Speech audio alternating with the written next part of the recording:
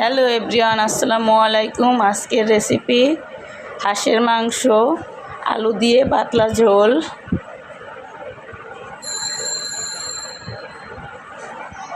এখানে আমি নিয়ে নিয়েছি হাঁসের মাংস।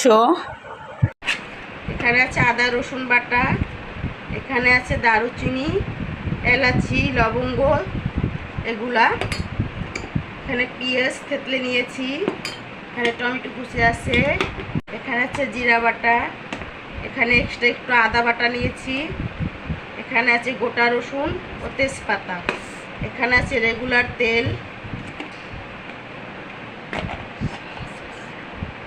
এখানে আছে ধনে গুঁড়া, মরিচ গুঁড়া ও হলুদ গুঁড়া। পাতিলে হাঁসের মাংসটা দিয়ে দিচ্ছি, দিয়ে দিচ্ছি আদা রসুন বাটা পরিমাণ মতন, দিয়ে দিচ্ছি আদা বাটা, দিয়ে দিচ্ছি দারুচিনি, এলাচ,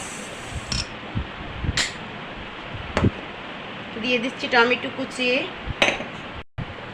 ধনে গুঁড়া, হলুদ গুঁড়া পরিমাণ মতন,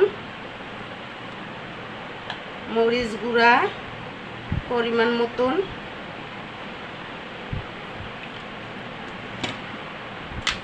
দিয়ে দিচ্ছি রেগুলার তেল, স্বাদ মতন লবণ দিয়ে দিব।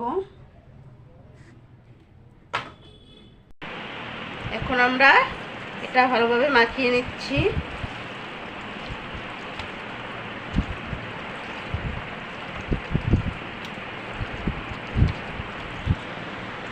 এই পেঁয়াজ বাটাটা দিয়ে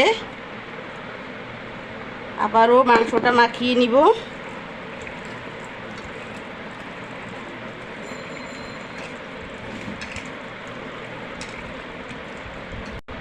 হাতটা ধুয়ে একটু পানি দিয়ে দিব। এখন দিয়ে দেব গোটা রসুন ও তেজপাতা। এখন আমরা হাঁসের মাংসটা চুলায় বসিয়ে দিচ্ছি, ঢাকনা দিয়ে ঢেকে কষিয়ে নিব।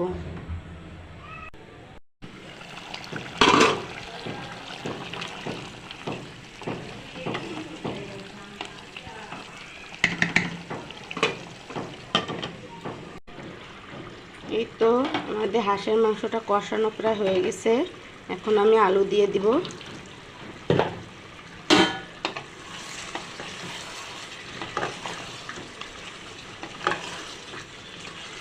আলু দিয়ে আমি আবারও কষিয়ে নিব।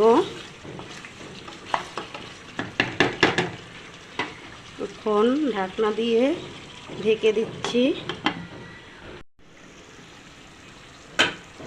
এই তো আমাদের আলু দিয়ে হাঁসের মাংসটা কষানো হয়ে গেছে। এই হাঁসের মাংসটা আমি এমনি একবার কষিয়েছি আর একবার আলু দিয়ে কষিয়ে নিয়েছি, মোট দুইবার কষিয়ে নিয়েছি। এখন আমরা ঝোলের পানি দিয়ে দিব।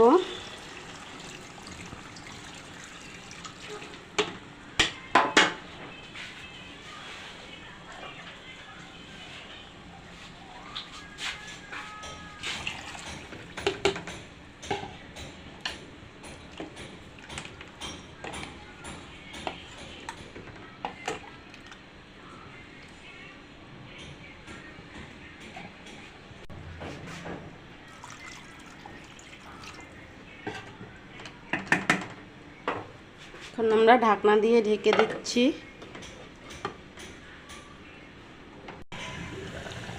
এই তো আমাদের মাংসটা বলক এসে গেছে। এই পর্যায়ে আমি কিছু কাঁচামরিচ দিয়ে দিচ্ছি, একটু নাড়া দিয়ে দিচ্ছি। এখন আবার ঢাকনা দিয়ে ঢেকে দিচ্ছি।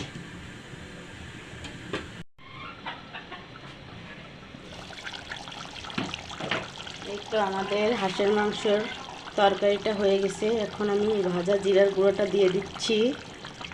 আমার এই রেসিপিটা ফলো করে একবার হলেও আপনার হাঁসের মাংস রান্না করবেন, রান্না করে খেয়ে দেখবেন টেস্ট কেমন হয়। কমেন্ট করে অবশ্যই আমাকে জানাবেন। আমার এই হাঁসের মাংসের রেসিপিটা যদি আপনাদের ভালো লাগে তাহলে লাইক, কমেন্ট, শেয়ার করে অন্যকে দেখার সুযোগ করে দিবেন। আমার চ্যানেলটা সাবস্ক্রাইব করে আমার সাথে থাকবেন। আল্লাহ হাফেজ।